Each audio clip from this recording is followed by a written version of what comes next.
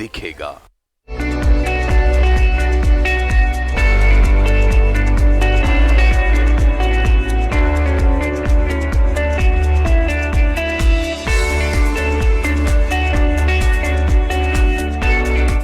Hello and नमस्कार।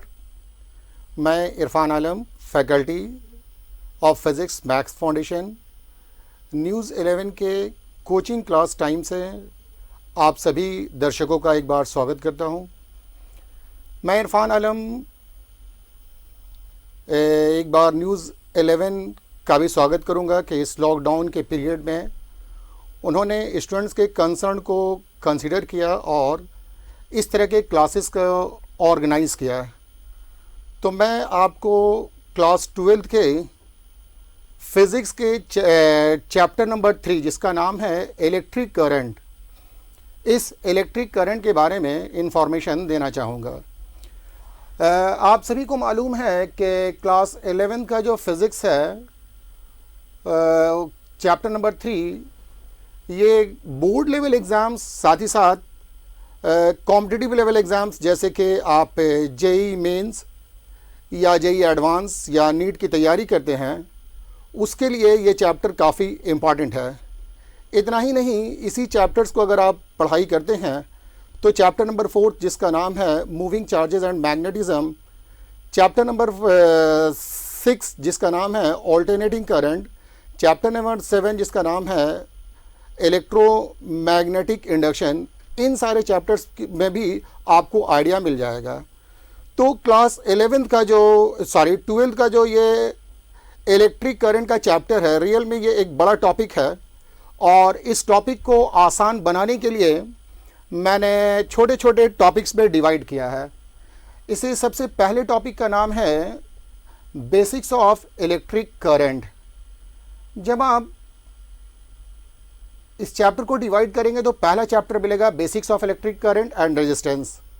इस basics of electric current में मैं आपको ये बताऊंगा कि इलेक्ट्रिक करंट होता क्या है और ये इलेक्ट्रिक करंट कितनी तरह का होता है, रेजिस्टेंस क्या है और ये किन बातों पे डिपेंड करता है। उसके बाद temperature dependence of resistance, Ohm's का लॉ है और रेजिस्टेंस की ग्रुपिंग है, इन सारी चीज़ों की जानकारी दी जाती है। इसका सेकेंड टॉपिक है जिसका नाम है ड्रिफ्ट वेलोसिटी। जब इलेक्ट्रिक करंट किसी कंडक्टर से फ्लो करता है तो फ्लो करने के दौरान ये एक वेलोसिटी गेन करता है और इसी वेलोसिटी को कहा जाता है ड्रिफ्ट वेलोसिटी।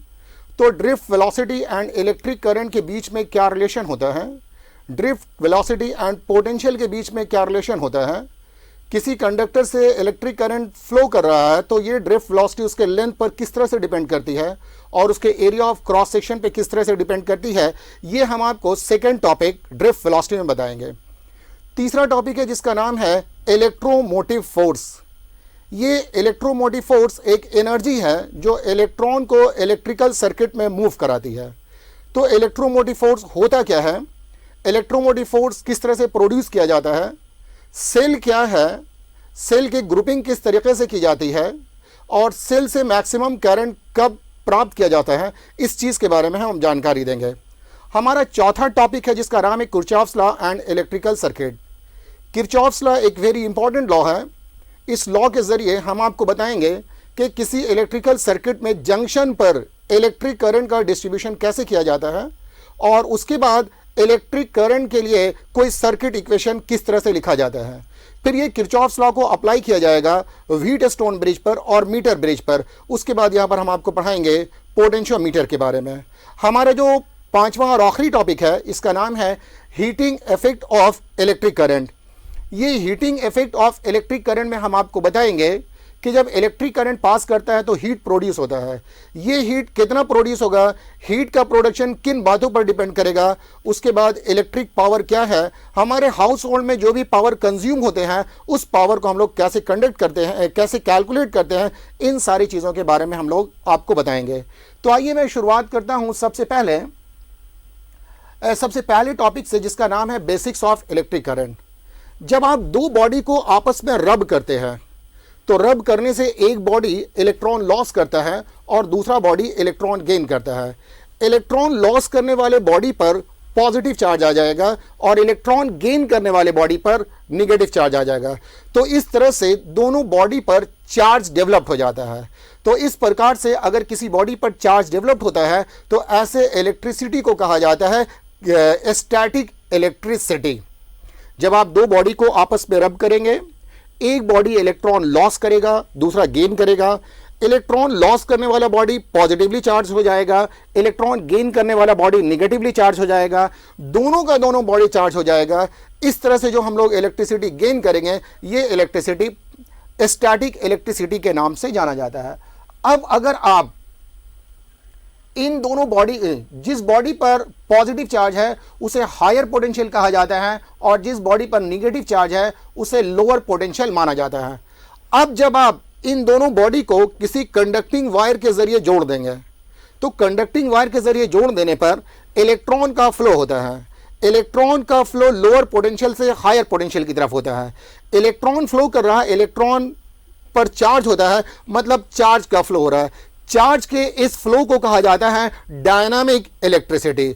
तो रियल में इलेक्ट्रिसिटी दो तरह का हुआ, एक स्टैटिक इलेक्ट्रिसिटी और दूसरा कहलाएगा डायनामिक इलेक्ट्रिसिटी। तो डायनामिक इलेक्ट्रिसिटी में आपको चार्ज का फ्लो होता है। यहां पर हमारा कंसर्न जो है चैप्टर नंबर 3 में, वो करंट एंड इलेक्ट्रिसिटी जो हम आपको बता रहे हैं, तो ये करंट एंड इलेक्ट्रिसिटी ये डायनामिक इलेक्ट्रिसिटी का ही पार्ट है। आइए हम आगे की तरफ आपको बताते हैं। जब एक बॉडी निगेटिवली चार्ज है, दूसरा पॉजिटिवली चार्ज है, निगेटिवली चार्ज वाला बॉडी लोअर पोटेंशियल पे है, पॉजिटिवली चार्ज वाला बॉडी हायर पोटेंशियल पे है, तो अब इन दोनों बॉडी को हम लोग जब किसी कंडक्टिंग वायर से जोड़ देंगे तो इलेक्ट्रॉन का फ्लो होता है। इलेक्ट्रॉन का फ्लो लोअर पोटेंशियल से हायर पोटेंशियल की तरफ होता है। इलेक्ट्रॉन के इस फ्लो को कहा जाता है इलेक्ट्रॉनिक करंट। बात समझने की कोशिश करेंगे। जब दो बॉडी अगर चार्ज हो और इन दो चार्ज बॉडी को किसी कंडक्टिंग वायर से जोड़ दिया जाए तो ऐसा करने पर इलेक्ट्रॉन का फ्लो होता है। इलेक्ट्रॉन का फ्लो लोअर पोटेंशियल से हायर पोटेंशियल की तरफ होता है। इलेक्ट्रॉन के इस फ्लो को कहा जाता है इलेक्ट्रॉनिक करंट। जब किसी बॉडी से इलेक्ट्रॉन, मान लिया जाए कि एक बॉडी ए है जिस पर पॉजिटिव चार्ज है, एक बॉडी बी है जिस पर निगेटिव चार्ज है, मतलब इलेक्ट्रॉन है, तो इलेक्ट्रॉन बी से ए की तरफ फ्लो करता है। ऐसा करने से बॉडी ए का पॉजिटिव चार्ज लगातार डिक्रीज करेगा, लेकिन बॉडी ए बी का पॉजिटिव चार्ज लगातार इंक्रीज करेगा। तो हम लोग ऐसा कह सकते हैं कि जरूर से ए से बी की तरफ पॉजिटिव चार्ज का फ्लो रहा है। रियल में ऐसा नहीं होता है। रियल में इलेक्ट्रॉन फ्लो करता है लोअर पोटेंशियल से हायर पोटेंशियल की तरफ, लेकिन लोअर पोटेंशियल से हायर पोटेंशियल की तरफ फ्लो करने से इलेक्ट्रॉन के चार्ज में, बॉडी ए के पॉजिटिव चार्ज में लगातार कमी आती है और बॉडी बी का पॉजिटिव चार्ज लगातार इंक्रीज करता है। तो ऐसा अज्यूम किया जा सकता है कि जरूर से पॉजिटिव चार्ज बॉडी ए से बॉडी बी की तरफ जा रही है। मान लिया जाए कि टी टाइम में क्यू अमाउंट ऑफ चार्ज पास किया है, तो वन टाइम में जितना चार्ज पास करता है इसी को कहा जाता है electric current. The amount of positive charge flowing through a conductor in 1 second, it is called electric current. एक बार फिर से जान लें, the amount of positive charge flowing through a conductor in 1 second is called electric current. इसे आप इस तरीके से भी डिफाइन कर सकते हैं, rate of flow of positive charge through a conductor is called electric current. Electric current को हम लोग कन्वेंशनल करंट भी कहते हैं, क्योंकि ये परंपरा शुरू से चली आ रही है कि हम लोग ये मान करके चलते हैं कि इलेक्ट्रिक करंट पॉजिटिव चार्ज के फ्लो के कारण हो रहा है, लेकिन रियल में ये पॉजिटिव चार्ज के फ्लो की वजह से नहीं होता है, ये इलेक्ट्रॉन के फ्लो की वजह से होता है। तो आइए इन बातों को सीखकर हम लोग दो नोट्स की तरफ जा सकते हैं। पहला नोट्स है कि flow of electric current is due to flow of electrons. Electric current की जो उत्पत्ति होती है वो इलेक्ट्रॉन्स के फ्लो के कारण होती है।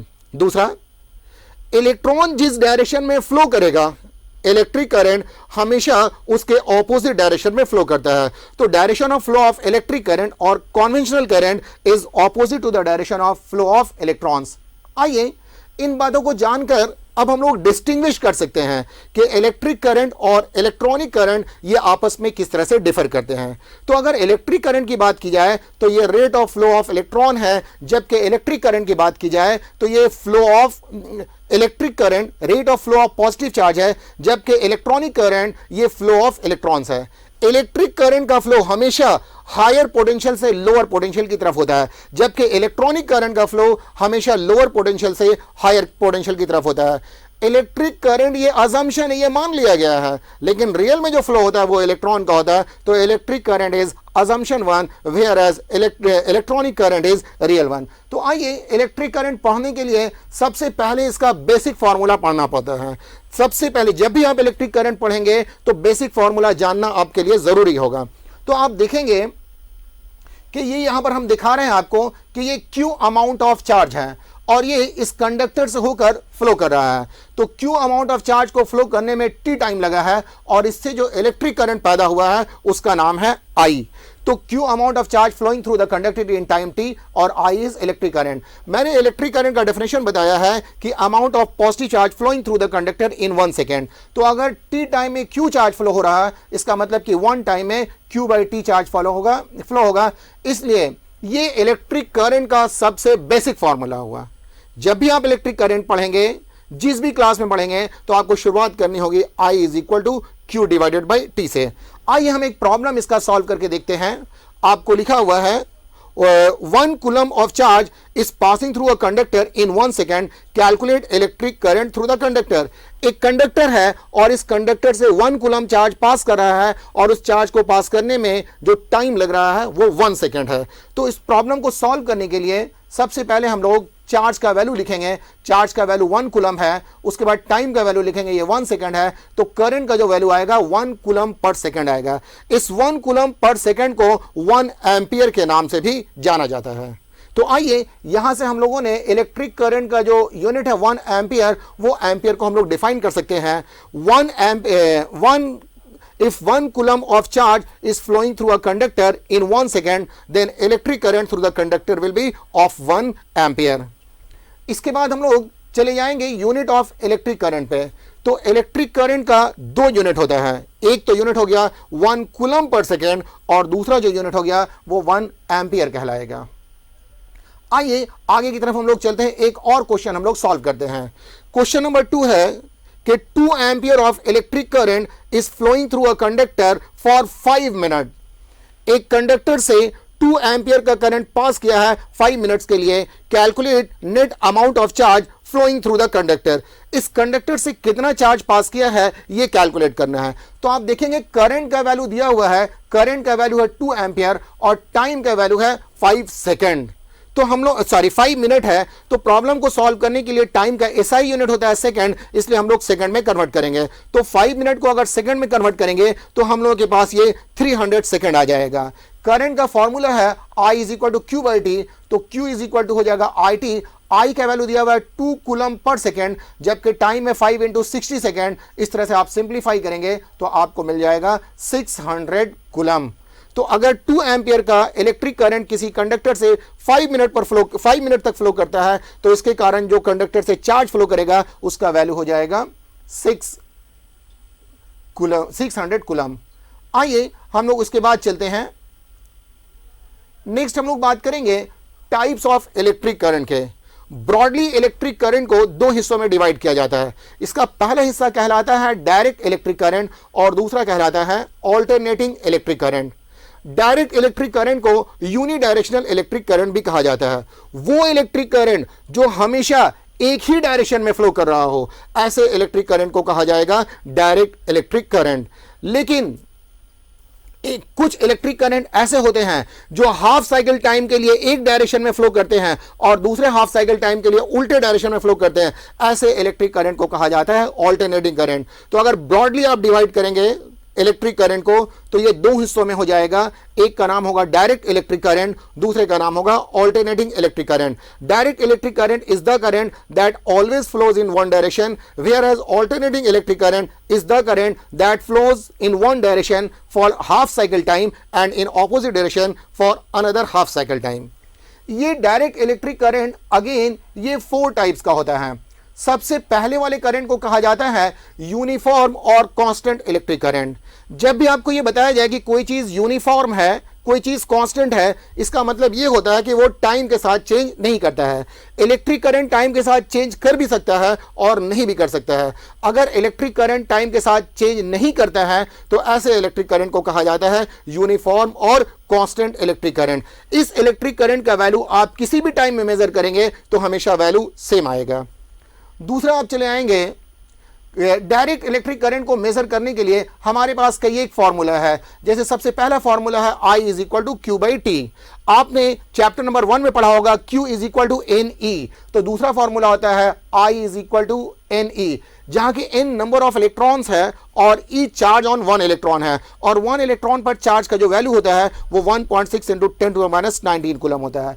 कभी कभी ऐसा होता है कि पॉजिटिव चार्ज का भी फ्लो हो रहा है और इलेक्ट्रॉन का भी फ्लो हो रहा है। अगर पॉजिटिव चार्ज और इलेक्ट्रॉन दोनों एक दूसरे के ऑपोजिट डायरेक्शन में फ्लो करेंगे तब इलेक्ट्रिक करंट का वैल्यू आता है I is equal to I P plus I E. I P जो इलेक्ट्रिक करंट है वो पॉजिटिव चार्ज के कारण है और आई इलेक्ट्रिक करंट है ये नेगेटिव चार्ज के कारण है। N P E in number of electrons है और PE charge on 1 positive ion है। यहां n नंबर ऑफ इलेक्ट्रॉन्स है और ई चार्ज ऑन 1 इलेक्ट्रॉन है। तो इस तरह से हम लोग को एक फॉर्मूला मिलेगा I is equal to N P plus N E into E divided by T. लेकिन अगर ये पॉजिटिव चार्ज और इलेक्ट्रॉन दोनों एक ही डायरेक्शन में फ्लो करें तो उस केस में करंट का फॉर्मूला हो जाएगा I is equal to N P minus N E into E by T. आइए इस तरह से हम लोग इन फॉर्मूला को यूज करके प्रॉब्लम सॉल्व कर सकते हैं। तो सबसे पहला फॉर्मूला है सबसे पहला क्वेश्चन है 3 into 10⁻15 electrons are flowing per second through a conductor, calculate electric current through the conductor. यहां पर आपको इलेक्ट्रॉन का नंबर दिया हुआ है, मतलब n का वैल्यू दिया हुआ है और ये n है 3 into 10⁻15। और टाइम की बात करेंगे तो टाइम आपको दिया हुआ है 1 सेकेंड। तो नंबर ऑफ इलेक्ट्रॉन्स दिया हुआ है 3 into 10⁻15, E का वैल्यू दिया हुआ है 1.6 into 10⁻19। तो I is equal to N E by T, N का वैल्यू पुट करें, E का वैल्यू पुट करें, T का वैल्यू पुट करें तो आपको सिंप्लीफाई करने के बाद जो रिजल्ट आएगा वो 4.8 इंटू 10⁻�4 एम्पियर का आएगा। मतलब अगर एक सेकंड में 3 इंटू 10⁻15 इलेक्ट्रॉन्स फ्लो करता है तो करंट का जो वैल्यू मिलेगा वो 4.8 इंटू 10⁻⁻4 कूलम मिलेगा। आइए इसके बाद दूसरा क्वेश्चन देखते हैं। How many electrons should pass through a conductor in 1 minute so that electric current through the conductor is 0.1 ampere? इसको आप देखेंगे, पूछा है how many electrons should pass through a conductor in 1 minute। 1 minute में किसी conductor से कितने electrons पास करेंगे ताकि उसके कारण जो इलेक्ट्रिक करंट मिलेगा उसका वैल्यू 0.1 एम्पियर होगा। तो यहां पर करंट का वैल्यू दिया हुआ है 0.1 एम्पियर, चार्ज का वैल्यू दिया हुआ है 1 इलेक्ट्रॉन पर चार्ज का वैल्यू होता है 1.6 इंटू 10⁻19 कूलम, टाइम दिया हुआ है 1 मिनट, 1 मिनट को सेकंड में कन्वर्ट करेंगे तो 60 सेकंड आएगा। n के मतलब टोटल नंबर ऑफ इलेक्ट्रॉन्स, ये आपको निकालना पड़ेगा।